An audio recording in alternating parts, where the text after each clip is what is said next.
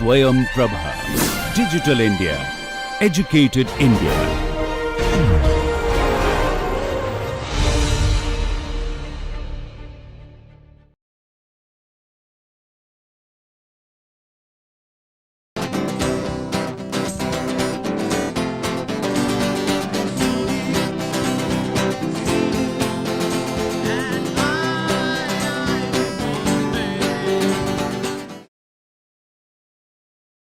So, welcome to the 31st lecture of Cryogenic Engineering under the NPTEL banner. In the earlier lecture, we have seen a pulse tube cryocooler, in which, as you know, in the pulse tube cryocooler, the mechanical displacer is removed if we compare it with GM cooler as well as the Stirling cooler, and simply an oscillating gas flow in the thin wall tube produces cooling. And this is what we saw how the pulse tube cooler works. By what principle? And this gas tube, which is filled with gas with oscillating pressures, is called as pulse tube, and this phenomenon is called as pulse tube action. So, pulse tube action basically is responsible to produce cooling. We also saw that the PT system, that the pulse tube systems, can be classified based on the Stirling type or GM type if they have wall or no wall, geometry and operating frequency. We have seen this detailed classification earlier, and also depending on what kind of phase shift mechanism they incorporate. This phase shift mechanism is what we are going to concentrate on in this present lecture. We also saw that in the year 1990, Ray Radebo from NIST proposed a phasor analysis of a pulse tube cryocooler, and I had done some initial analysis to understand what is the effect of this phase angle business, which is the angle between the mass flow rate at the cold end and the pressure axis. There exists a phase angle, and this is what we concluded. There exists a phase angle between the mass flow rate at the cold end of the pulse tube and the pressure vector. This phase angle depends on the dimensions of the pulse tube cooler, the length, the diameter, the frequency at which it operates, P1 the amplitude of pressure pulse, and various other operating parameters. Now, in this lecture, we are going to take ahead the same analysis which deals with the phase angle, and what we call as phasor analysis will be explained. And this would basically let us to draw phasor diagram for various pulse tube cryocooler, and from where we can understand the pulse tube classification based on phase shift mechanism. So, basically we can understand why this phase shift mechanism has to be employed in the pulse tube cryocooler, and I had told you in the previous lecture that this will be dealt with when we go with the analysis or when we go with the phasor diagram. So, these three aspects are very important aspect to understand different phase shift mechanisms that are employed in the pulse tube cryocooler, and this lecture will be basically aimed at having these phasor diagrams and phasor analysis, which is leading to different phase shift mechanisms. In a brief, repeat what we had done earlier and lead to a conclusion. What is this phasor diagram and how does it come? So, this is a simple OPTC, orifice pulse tube cooler, where we can see a simple orifice opening at the hot end of the pulse tube cooler, which opens in a reservoir. In the earlier lecture, phasor analysis of an OPTC working on a monoatomic gas was explained. The pressure pulse P and the temperature variations in the pulse tube are assumed to be sinusoidal, and we had variations of pressure pulse like this, and we had variation of temperature like this, and these exist in the pulse tube, where we assume that the gas behaves in an adiabatic manner. At any cross section of the pulse tube, so you can take any cross section, and we have got a pressure variation there, and we have got a corresponding temperature variations over there. So, at any cross section of the pulse tube, using the adiabatic law, we had derived earlier that T1 upon T0, that means the amplitude of temperature variation to its mean temperature value, and we were relating these temperature variations to the pressure variation at the same cross section. So, at any cross section, we can see the temperature variation. We can see a relationship between temperature variation and pressure variation using an adiabatic law. We had derived this earlier. The mass flow rates at the hot end and the orifice are equal, and we had seen that m dot h is equal to m dot o in a OPTC. Mass flow rate through orifice is, and we had calculated this as this, m dot h into C1 P1 cos omega t. C1 P1 is the amplitude of the mass flow rate at the hot end or the mass flow rate through the orifice. We had also seen that the mass flow rate at the cold end, which is m dot c, can be given by this vector formulation. We know that m dot c is equal to some quantity, basically this right hand side is nothing but the m dot h into Th by Tc plus another vector which deals with the geometry of the pulse tube and which has an angle of pi by 2 between these two vectors. This will vectorially could be added. So, it is clear that vector m dot c is the sum of two vectors which are at 90-degree angle to each other, and I can draw a vector diagram. M dot C is equal to Th by Tc into M dot H, which is this quantity, plus the vertical quantity which is equal to this parameter, and this will give an angle theta between M dot C and the pressure axis or the pressure vector. So, plotting these two vectors, we have the figure as shown here. This diagram is called as a phasor diagram of the pulse tube only, not the pulse tube cryocooler. We are drawing the diagram only for this pulse tube hot end, we can say hot end and the cold end, because we are relating the mass flow rate at the cold end to the pressure vector, and we are relating basically the mass flow rate at the cold end to the mass flow rate at the hot end. The hot end mass flow rate is in the same axis or is in phase with the pressure axis or pressure vector. It is clear that there exists a phase angle between M dot C and pressure vector, and the importance of phase angle is explained in this lecture. This is the point which we want to bring in over here. So, going ahead from this analysis, this is what we had done till last lecture. We had brought out the importance of theta, and going ahead from there, consider now a control volume as shown over here. So, let us have a control volume around the cold end heat exchanger as shown in the figure. Let H and Q denote the time average enthalpy flow and the heat flow respectively across the control volume. So, let the enthalpy entering, enthalpy leaving this cold end heat exchanger, while Q denotes the heat flow, time average heat flow, that means in one cycle how much heat inflow happens in the cold end heat exchanger. So, if I do, let us assume the following. Let HR be the average enthalpy flow in the regenerator from this side. Let HPT be the average enthalpy flow in the pulse tube. So, the cold end heat exchanger connects the regenerator and the pulse tube. So, the enthalpy which we receive from the regenerator side, let it be HR, and the enthalpy with which it leaves, with the gas leaves the cold end heat exchanger and enters the pulse tube, let it be HPT, and this is a average enthalpy flow in the one cycle. Okay. And let QC be the average heat flow or the heat lifted at the cold end, and this is nothing but the cooling effect or refrigeration effect. So, I have shown here QC basically. So, if I do a energy balance, we have got HR coming in, HPT leaving, and QC entering the cold end heat exchanger. So, if I apply the first law of thermodynamics to this control volume, we have got Q dot C, which is the cooling effect, is equal to whatever is leaving, whatever is entering, that is HPT minus H dot R. Alright. So, this is the enthalpy difference across the cold end heat exchanger, and QC is nothing but the cooling effect. If the net heat energy stored by the regenerator in a cycle is 0, it is called as perfect regenerator. Now, let us see what this HR value is, and let us define before that. If the net heat energy stored by the regenerator in a cycle is 0, that means when the gas travels through the regenerator, it gives the heat to the matrix, and when gas comes back from the pulse tube during depressurization, it takes away heat from the matrix and the gas goes back to the compressor. So, we can say that in one cycle, the gas gives the heat and gas takes the heat, and whatever it gives, if it takes back exactly all the amount if it takes back, then we can call it as perfect regeneration.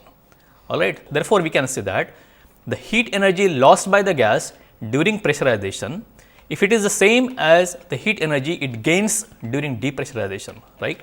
During pressurization, the gas will go through the regenerator and it will give the energy to the regenerator matrix, and during depressurization, the gas will go back to the compressor, and during this travel, it will take the heat from the matrix, and if both these heat energies are same, that means we are having a perfect regenerator. Alright. Let us come to this HR quantity. Assuming a perfect regeneration now in the regenerator, that means whatever is given to the matrix is taken by the gas in one cycle, that means HR will be equal to 0. That in a one cycle, whatever HR it gives, it takes it back while going back. So, if we go and integrate HR over a cycle, what will you get? Over a cycle, HR will be equal to 0. The same will not be true with HPT. The same will not be true with QC. QC is of course is a cooling effect which is given from outside. But if we have a perfect regenerator, that means HR over a cycle will be equal to 0, and if we compute that, we can get that we can cancel this HR equal to 0, have HR equal to 0, and therefore, the heat lifted or QC or the cooling effect or the refrigeration effect is equal to the enthalpy flow into the pulse tube, that means HPT. So, we can say that QC is equal to HPT. Alright. This is simply from the first law of thermodynamics, and assuming that the heat exchanger or the regeneration is perfect in case of the pulse tube. Now, let us take any cross section in the pulse tube and let us have our all the discussion right now only for the orifice pulse tube cooler. So, at any cross section of the OPTC, the definition of the enthalpy is as given. What is enthalpy basically? Nothing but m dot Cp dt, m dot Cp into temperature.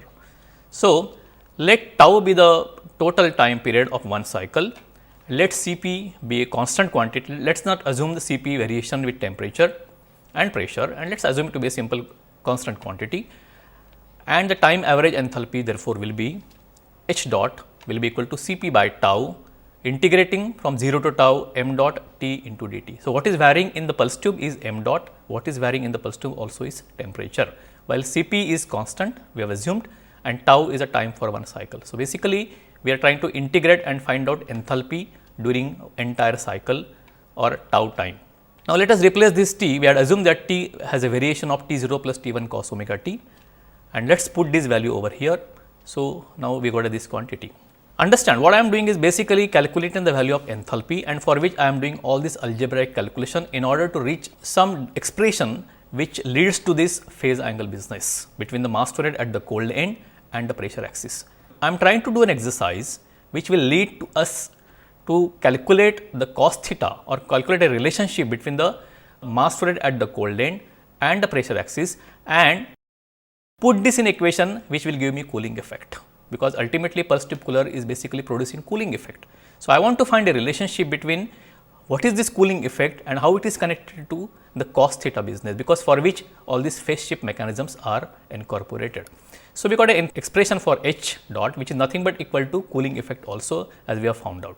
So, putting these values over here, we have already derived in the last lecture a relationship between temperature and the pressure in the pulse tube where adiabatic law holds good. So, from the adiabatic law we have got this variation. So, I can replace this T1 value from based on this expression and put this value over here. So, I will replace this T1 by 2 by 5 P1 by P0 into T0 and have it over here, and expand it further that m dot T0 and Cp by tau I will have this term. Now, understand that this first term is nothing but 0 to tau m dt. T0 is a constant quantity. T0 is a mean value of temperature at any location. So, if I integrate mass flow rate and if I assume that mass flow rate which is going in one cycle in this direction and opposite direction, we will find that if you integrate it will be 0 unless and until some mass gets stored over there, which is not the case in this case. So, we can see that 0 to tau m dot dt is nothing but equal to 0. So, I will have to basically cancel out this term because this term becomes equal to 0. Therefore, I will get an expression between as enthalpy is equal to the second term in this expression. So, from the first law, the heat lifted QC at the cold end of the pulse tube is enthalpy flow of the pulse tube. We have found that QC is equal to HPT. This is obtained now. So, we have got an expression of HPT as a function of some parameters. We know this HPT is equal to Q dot C, and this Q dot C is the basically cold end of the pulse tube. So, now whatever mass flow rate expressions we have had there, whatever temperature we have had, we should replace that mass flow rate by m dot C and temperature by Tc in the following equation. So, this is the equation which we have derived. In this now we have taken m dot and T0. I will now have m dot as m dot C and T0 as Tc, because we are talking about the cold end of the pulse tube cooler where the cooling effect is derived, right. This is we are talking the pulse tube at this cold end. So, therefore, replacing this mass flow rate by m dot C and temperature as Tc, we will get the following expression. So, this is my expression now here. I got a m dot C here and I got a temperature Tc over here. Now, we have already calculated an expression for m dot C. This is what you require this is the expression which connects theta business. So, m dot C is equal to some quantity which is depicting Th by Tc into mh plus a function which is this, which is at 90 degree to this. So, putting this value of m dot C in this expression, I get a major big expression as 1 0 to tau sin 2 omega t and 0 to tau cos square omega t coming from multiplication of cos omega t and cos omega t over here. So, again we can find now all these things, if you take the first term here, all these terms are basically constant terms, and now you have got an integration 0 to tau sin 2 omega t dt, and we know that in the above equation the first term come equal to 0. Why? This is because the sine function when integrated over one full cycle vanishes. So, basically you got a sine pulse like that, and whatever area enclosed on the top is equal to area which is below, and if you integrate therefore in one cycle, the sin 2 omega t will cease to exist, it will become equal to 0.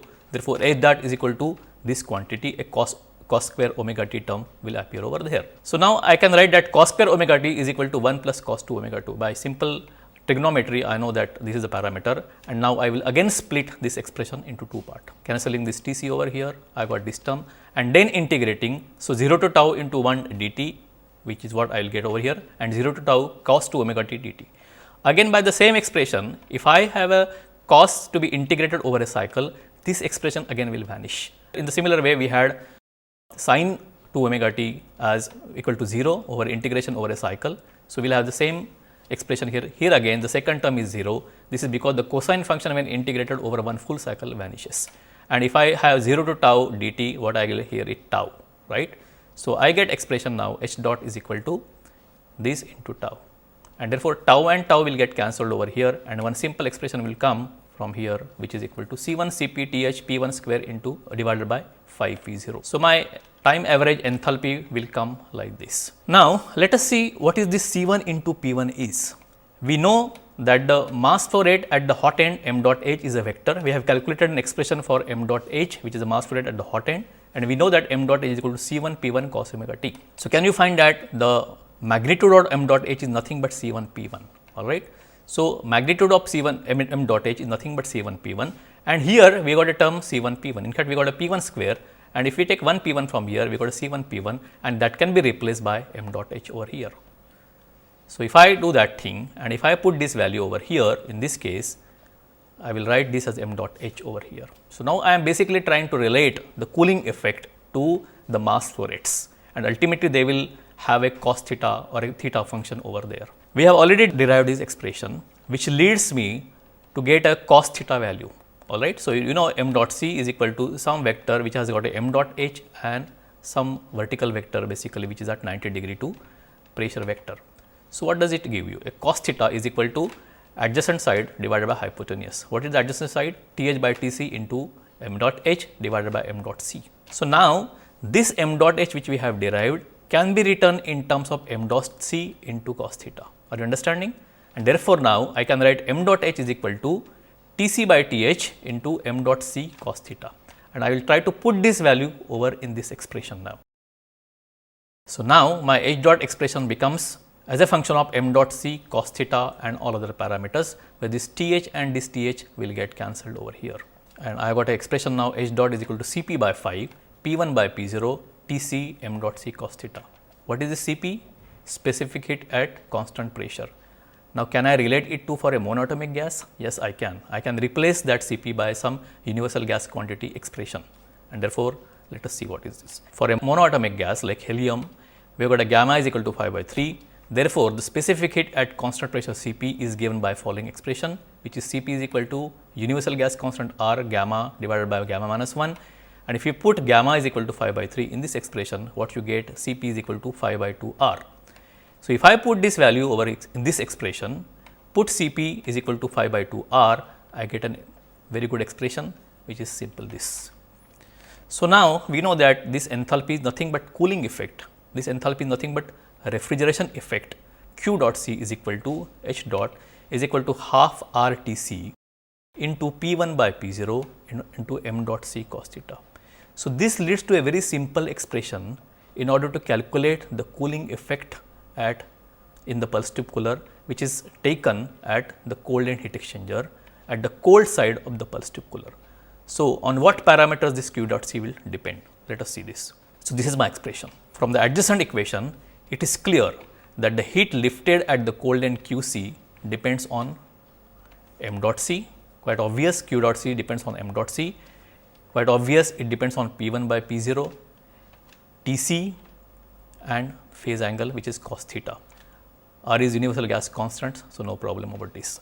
Now, can you relate this? A cooling effect definitely depends on mass flow rate, that is m dot C. If you increase m dot C, you will get higher cooling effect, which is absolutely true with any refrigerator. Similarly, it depends on the P1 by P0. That means, your amplitude of pressure should be very large as compared to the mean value. So, this is also clear because this will increase the pressure ratio, and as soon as the pressure ratio is very large, P max by P minimum is very, very large. The cooling effect, that means the PV area in the expansion space is going to be more, and therefore cooling effect is going to be more.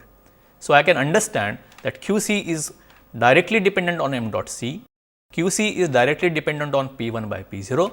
At the same time, I know that if my cold head temperature goes on increasing, I can get more and more cooling effect. So, if I got a cooling effect at 80 Kelvin, I will definitely get more cooling effect at 100 Kelvin or 150 Kelvin. So, if Tc increases, I will get more and more cooling effect. What is important is the last parameter, cos theta. My QC is going to be more when cos theta is going to be more and more. So, what is the maximum value of cos theta? Equal to 1. That means I should have cos theta equal to 1, which means I should try the design in such a way that theta is equal to 0 or theta is tending towards 0. So, I should have theta to be as small as quantity, so that my cos theta quantity goes on increasing for a given m dot C. So, QC, in order to get a lot of cooling effect, the cos theta should be high or theta should be as small as possible. And what is this theta? Theta is the angle between the mass flow rate at the cold end of the pulse tube and the pressure axis. Alright, this is a general terminology. M dot H happens to be in phase for OPTC, alright, for a orifice pulse tube cooler. But in general, I should make a statement that theta is the angle between mass flow rate at the cold end of the pulse tube and the pressure axis or the pressure vector. This angle should be as small as possible, and in order that we want to have this angle as small as possible, we have to incorporate various phase shift mechanisms. So, the objective of phase shift mechanism is basically aim at making this phase angle to be as small as possible, so that the cos theta is going to be a maximum, so that my Q dot C is going to be maximum. So, for any given design, if I got a complete design available and I fixed my operating parameter, so I got a diameter of pulse tube, length of pulse tube, everything designed, so that this parameter is already given to me. VPT is known to, volume of the pulse tube is known to me, frequency is known to me, P1 is known to me, temperature I want to design for a particular cryocooler. What should I do? I would like to maximize my QC by making this phase angle as minimum or making this cos theta as maximum. So, this is now external parameter attached to the pulse tube, which called as phase shift mechanism, which should be designed in such a way that the cos theta, that is the angle in the between the pulse tube with mass flow at the cold end and the pressure vector, should be as small as possible. So, various phase shift mechanisms have been developed in order to minimize the phase angle. So, a lot of research has happened in order to understand the importance of phase shift and what could this phase shift mechanism be, alright. And depending on that, we have got further classification of pulse tube, which is what we will deal with later. So, it is important to note that the phase angle can be minimized. For example, in OPTC, I can minimize this phase angle, I cannot make equal to 0 for OPTC, because VPT is always going to be some finite quantity. So, as long as this expression is correct, that m dot C is equal to this vector plus this vector, and as long as this vector is going to be a finite quantity, and as long as m dot H is going to lie on the pressure axis, on the pressure vector, as long as they are going to be in phase, I cannot make this theta to be equal to 0. So, what I can do? I can try to make this as small as possible by employing correct orifice opening. In OPTC, I will have a correct orifice opening, and therefore, which will make this theta to be as small as possible.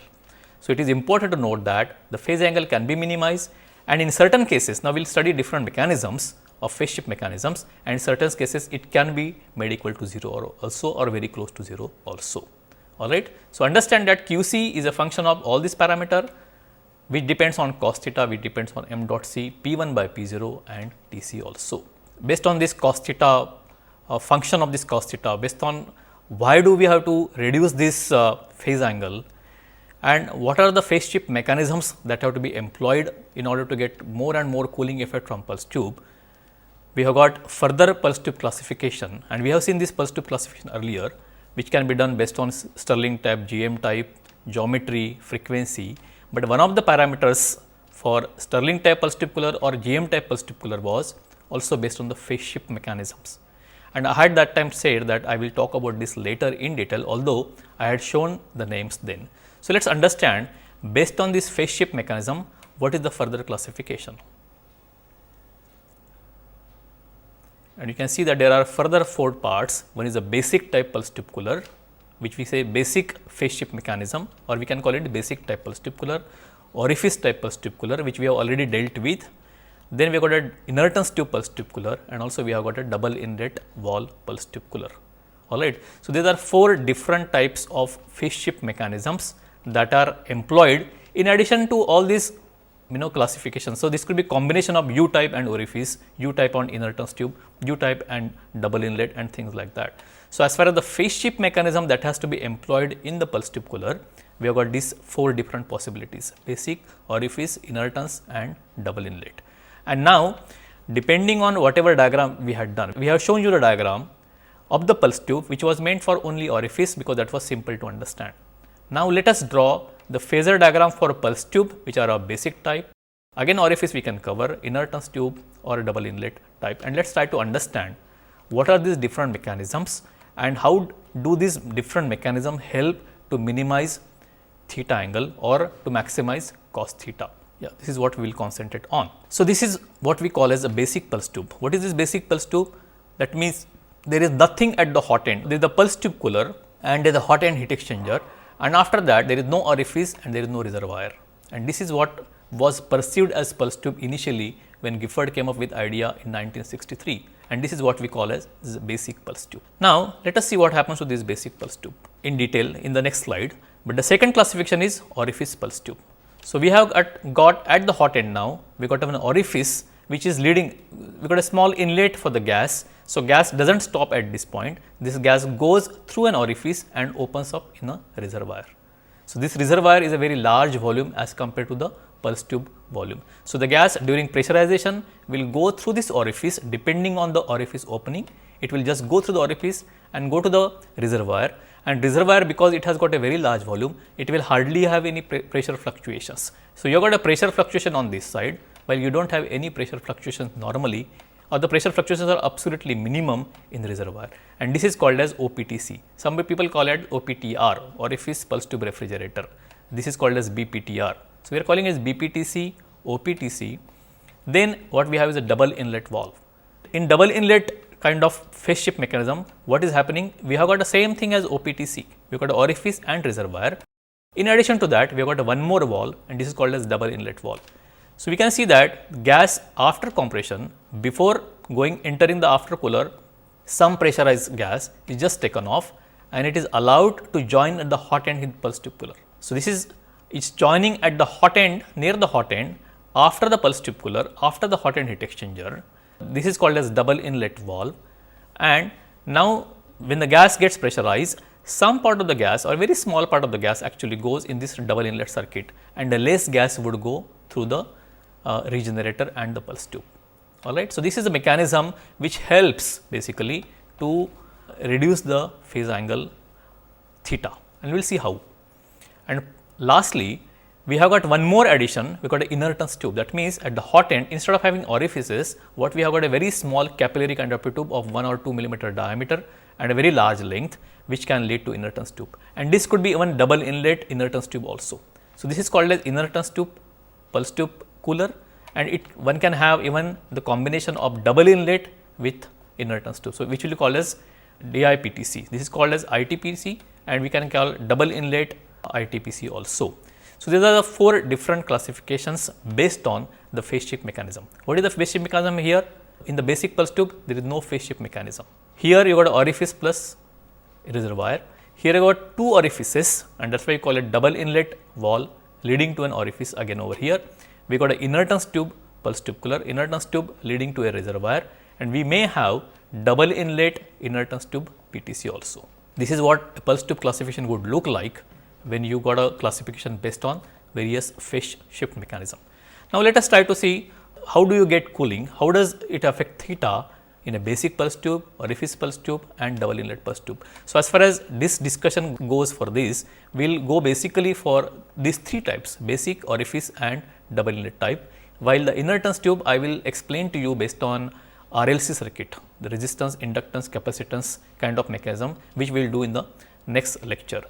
So, let us try to understand this basic 3 mechanisms, because these are very important, while inertance tube is nothing but combination of various parameters. So, let us come to the phasor diagram for BPTC. Understand, I am drawing a phasor diagram only for the pulse tube and not the entire cryocooler. once you understand the phasor diagram for pulse tube, then we will draw the phasor diagram for the entire cryocooler. So, this is my BPTC, there is no orifice, there is no reservoir. The schematic of a basic pulse tube cryocooler BPTC is as given above. What do you see here? We have got m dot C. Do you have m dot H leaving the hot end heat exchanger? No. Because there is no orifice, we know that the gas ends up over here. When gas gets pressurized, it hits the wall here and then gas goes back from here only. What does it mean? It has got no m dot H actually.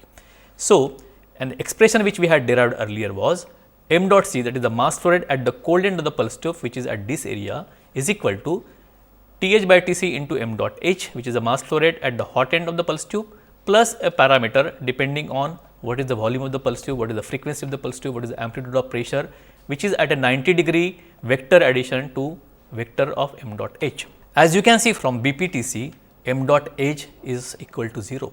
So, the mass flow rate at the hot end heat exchanger is 0 in this case, because this mass flow rate which is leaving the hot end heat exchanger is actually equal to 0. So, if I want to draw a phase diagram, I will say now m dot C is equal to only this quantity, while the second part is equal to 0. So, let us, the second part vanishes and therefore, the phasor diagram now will look like this. So, pressure axis remains like that. There is no m dot H on the pressure axis, what we had seen earlier, and now m dot C is going to be at a 90-degree to the pressure axis. So, it will not start from here because m dot H is equal to 0, m dot H is equal to 0 is going to be only at this point, and therefore, m dot C will start from origin only, and therefore, I got m dot C value which is equal to the amplitude which is shown earlier. And now, what is theta therefore? The theta in this case is angle between, as I defined earlier, is an angle between m dot C, that is the mass flow rate at the cold end of the pulse tube, and the pressure. So, my cooling effect therefore, which we had talked about, is given by this expression. Theta is equal to 90 in this case. So, if I put the value of theta is equal to 90 for BPTC, what does it mean? Cos 90 is nothing but equal to 0, and therefore, it is clear that the phase angle is 90-degree, rendering that the net heat lifted at the cold end is equal to 0. That means, Q dot C for a BPTC is equal to 0. So, as far as BPTC is considered, I should not get any cooling, and why should not I get any cooling? Because the angle between m dot C and the pressure is equal to 0. This is a very important thing one understands from phasor diagram. In principle, what happens, because the viscous flow of the gas with the wall, this angle becomes not equal to 90, but close to 90, and it will have some angle because of the resistive force, because some heat transfer, what we call as some surface pumping effect. This angle is not equal to 90, but close to 90 still, and because it is not, cos theta is not equal to 0, you may have some cooling. So, when pulse tube was invented, pulse tube cryocooler was invented, it was only that BPTC was invented, and of course, it had got some cooling effect. However, temperature never came down below, let us say 200 Kelvin, and therefore, BPTC was what was invented, but we had not understood then what is the logic, because BPTC could not give you cooling in a cryogenic region. The reason was this, that the theta was very, very close to 90, and therefore, it could not yield any cooling effect, and therefore, the temperature could not come down. Now, let us see a phasor diagram for OPTC. When I am thinking OPTC, actually I am drawing your attention to only the pulse tube of the OPTC. So, in OPTC we know that your pulse tube is now connected to, actually I am not taking into consideration the hot end heat exchanger. I am just calling this as hot end of the pulse tube and cold end of the pulse tube. Later, when I understand the pulse tube thing, I will add the hot end heat exchanger, cold end heat exchanger, after cooler, regenerator, when I am drawing a phasor diagram for the entire OPTC. Okay. So, now please understand, I am talking about hot end of the pulse tube and cold end of the pulse tube, because we are drawing the diagram only for the pulse tube as of now. So, as seen earlier, in an orifice pulse tube cooler, in fact, OPTC is clear because entire derivation of theta we have done with OPTC in mind. So, OPTC, an orifice and a compliance volume, as we have done, there exists a finite mass flow rate at the hot end. We know that there is a finite mass flow rate, therefore, there is m dot H which is equal to m dot O, and therefore, our phasor diagram would look like what we had done earlier. We plot the pressure axis, pressure vector, on which we have got Th by Tc into m dot H. We got a vertical height of a vector which is at 90 degree to this, and therefore, we have got m dot C, and therefore, we know that there is a theta, and therefore, we know that there will be m dot c cos theta, and depending on theta, the theta would basically depend on what is the design parameter which we have taken. We will try to keep it as small as possible by opening this orifice, by optimizing this orifice opening, so that at a particular orifice opening, I will get large m dot c cos theta, and therefore, large m dot c cos theta would determine what my cooling effect would be. So, the relative opening or closing of the orifice will basically alter m dot c into cos theta, and on which the cooling effect depends. So, we will not talk much about OPTC because it is pretty clear, and we have used this in earlier derivation also. For an optimum orifice opening, because I shall go on changing this orifice till the time I get more and more cooling effect, or till the time I get lowest temperature. For an optimum orifice opening, the product m dot c cos theta reaches a maximum, and this maximizes our q dot c, or the cooling effect or the refrigeration effect obtained at temperature Tc, which is obtained at this particular temperature. Now, let us come to DIPTC. This is very important, and now we are talking about double inlet pulse tube cooler. So, what is happening, as I had explained earlier, the schematic of double inlet pulse tube cooler is as shown over here. Some portion of the gas after compression, and a very small quantity, in fact, a very small quantity of gas after compression is bypassed before the aftercooler and is fed at the hot end heat exchanger. So, this goes from the top and it goes to hot end heat exchanger through an orifice, through one orifice. So, how many orifices are there? You got two orifices over here now, and this is called as double inlet line. This line is called as double inlet line. Otherwise, this is the OPTC, and now it becomes double inlet PTC. On the double inlet line, an orifice used to control or regulate the flow of the working fluid. So, how much gas should go on this side, which will be controlled by this orifice opening in the similar way as OPTC orifice was doing. Now, you see, I got gases coming through orifice from double inlet side, and therefore, I will have some mass flow rate from this side, which called as m dot di, and we got some mass flow rate coming for m dot h. All right. So, I got some mass flow rate coming from the hot end heat exchanger. I got some mass flow rate coming from the m dot di, while I got some m dot o over here, depending on the orifice opening. In earlier case, we had seen in the OPTC, we had said that m dot h is equal to m dot o. Can I say that now? No, I can't say that now. And what will be the expression? We can see in the next slides. So, double inlet orifice together with hot end orifice alter the phase angle. So, we got two possibilities now, double inlet orifice and this orifice, and this would result in the optimum phase angle basically. The mass flow rates are as shown over here. So, what are the mass flow rate now? I got m dot di coming over here, which is a mass flow rate through this double inlet wall. I got m dot h, which is coming from the hot end heat exchanger, and I got m dot o. I am not sure if you can see that thing, but what I want to say is there are three mass flow rates now. M dot o is the mass flow rate to the orifice, which depends on the pressure across it.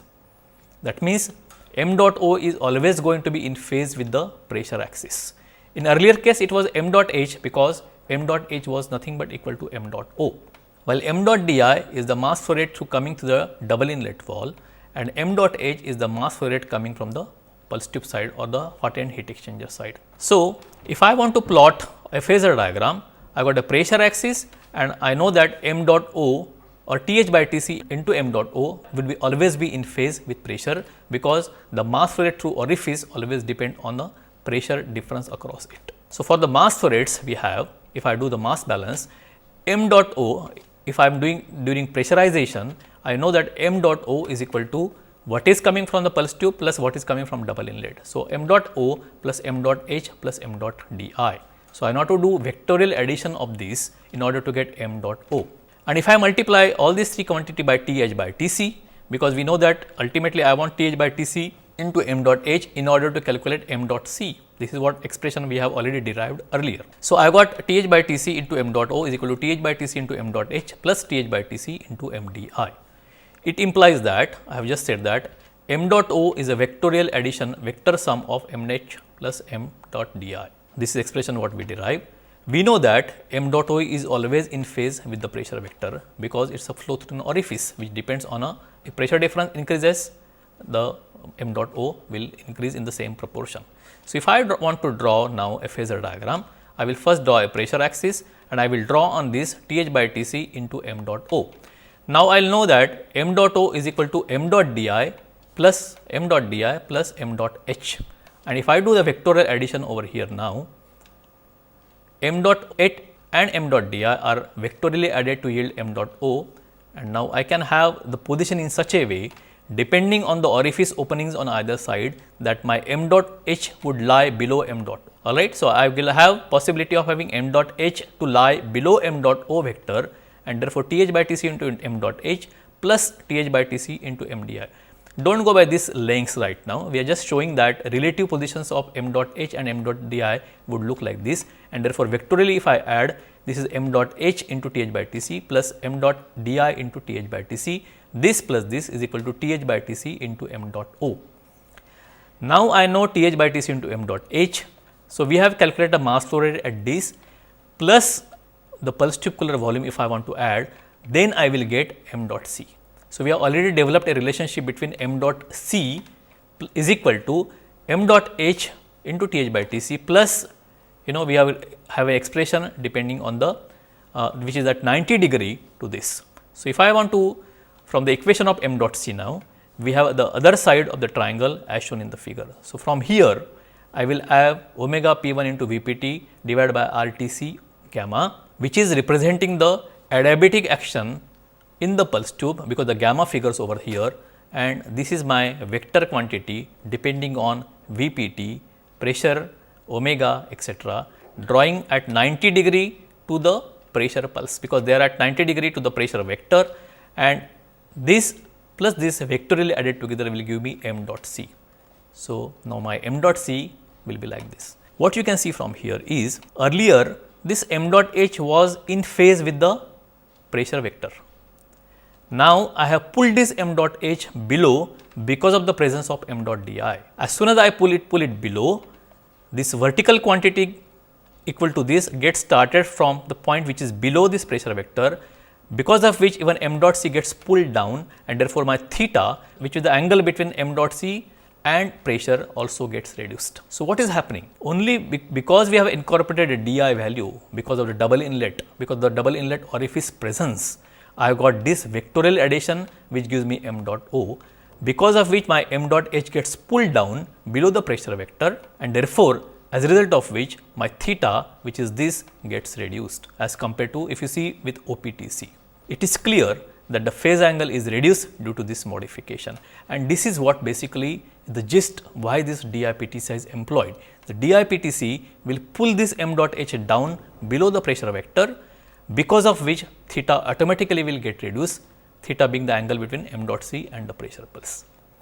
Please understand these three things. Why we do not get cooling in the BPTC theoretically, why the phase angle for a double inlet PTC is going to be less than as compared to the OPTC, and what is basic behind all that thing is basically this phasor diagram. Alright. So, this is the phasor diagram for a double inlet PTC, and as I just said, we have never taken into consideration the dead volume in the hot end heat exchanger, cold end heat exchanger, regenerator, aftercooler, and now I would like to take all these parameters into consideration.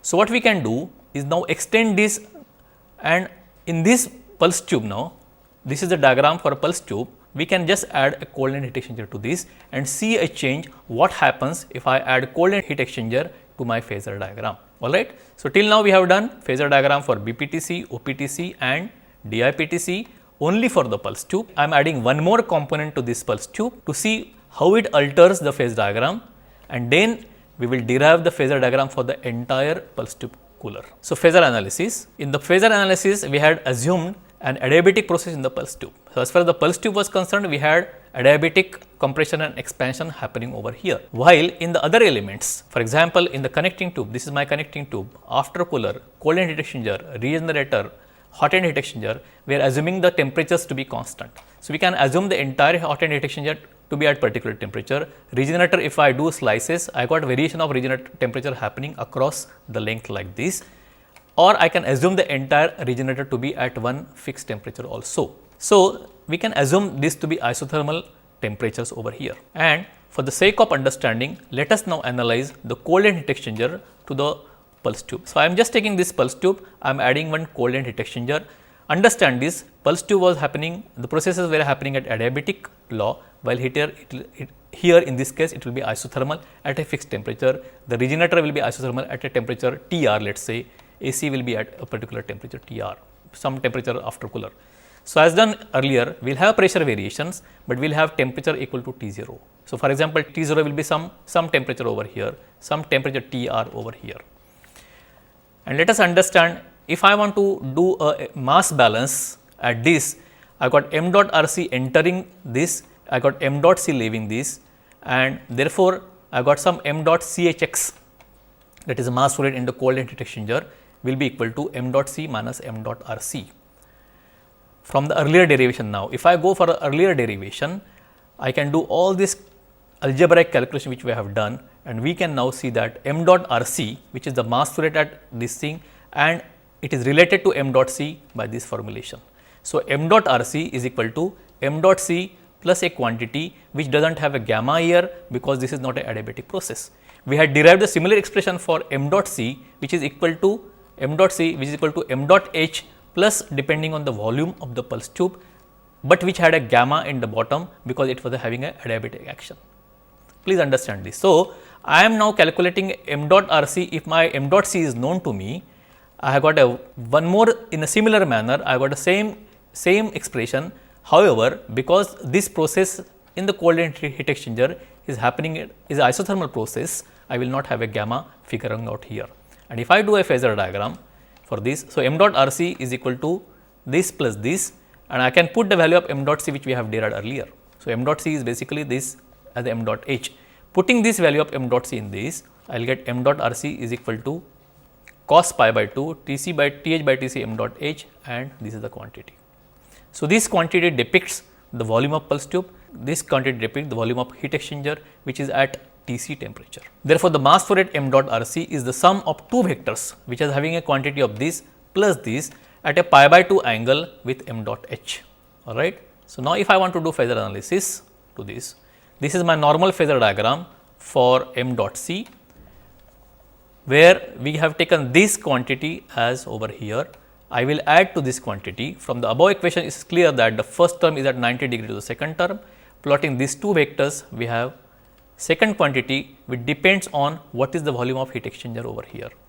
And now this will give me m dot RC, which is the mass flow rate of the regenerator at the cold end. And similarly, I will now have a regenerator volume, I will have a cooler volume, I will have a compressor volume, and things like that. So, I got to add all these volumes over here in order to get the mass flow rate near the compressor. So, basically these vertical heights are nothing but representative of different volumes and temperatures associated with those volumes. So, omega P1 R gamma is remaining constant. What is this vertical height will represent? What is the volume of pulse tube divided by volume of pulse tube temperature?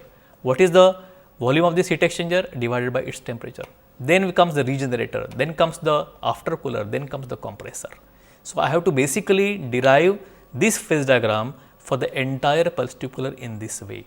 And this is the way I have just shown an example how the cold end heat exchanger is added to our earlier derived OPTC phasor diagram. So, m dot RC lies above m dot C vector. This is due to the vector addition as shown in the figure. This is basically due to this vector addition as shown in the figure. Understand that the pulse tube has a gamma factor because of the adiabatic action happening in the pulse tube, while the heat exchanger assumed to be an isothermal process, and therefore, there will no gamma figuring out this. In fact, only in the pulse tube we will have a adiabatic gamma shown up over here. So, if I want to show now, as I said earlier, I had not taken even the hot end heat exchanger, cold end heat exchanger, I have to take all these into consideration. I will have a same procedure to be followed out. I will incorporate the hot end heat exchanger and divided by Th over here. Then I will add the regenerator volume. So, this is up to m dot RC.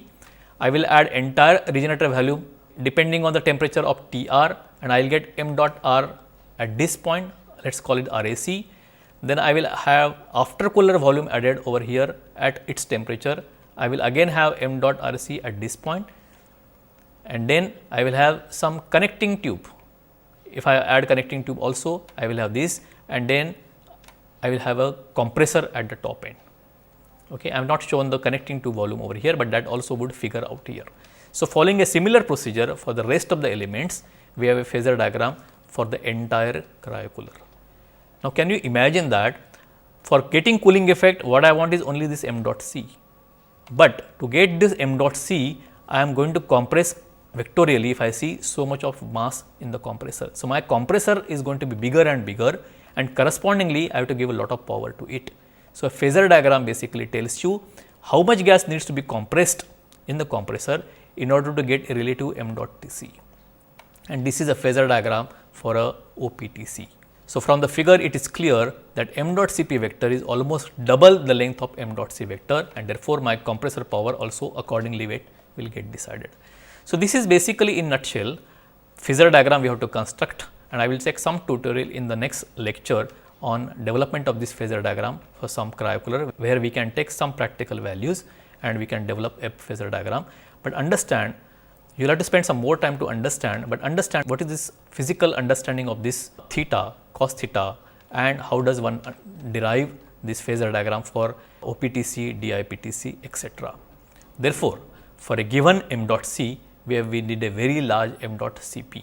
So, I have to compress such a big gas, which will make my compressor to be very high, and therefore, it will take a lot of power input, and therefore, my COP of the entire refrigerator could be as low as possible. This is in nutshell I would like to tell in this lecture. I will not complicate, but try to understand these physics behind these phase shift mechanisms. So, summary of the entire lecture: there exists a phase angle between mass flow rate at the cold end and the pressure vector, and they are related on by this algebraic equation. The heat lifted at the cold end QC depends on m dot C, P1 by P0, Tc and phase angle. In the phasor analysis, adiabatic process is assumed in pulse tube and isothermal process is assumed in all other parts.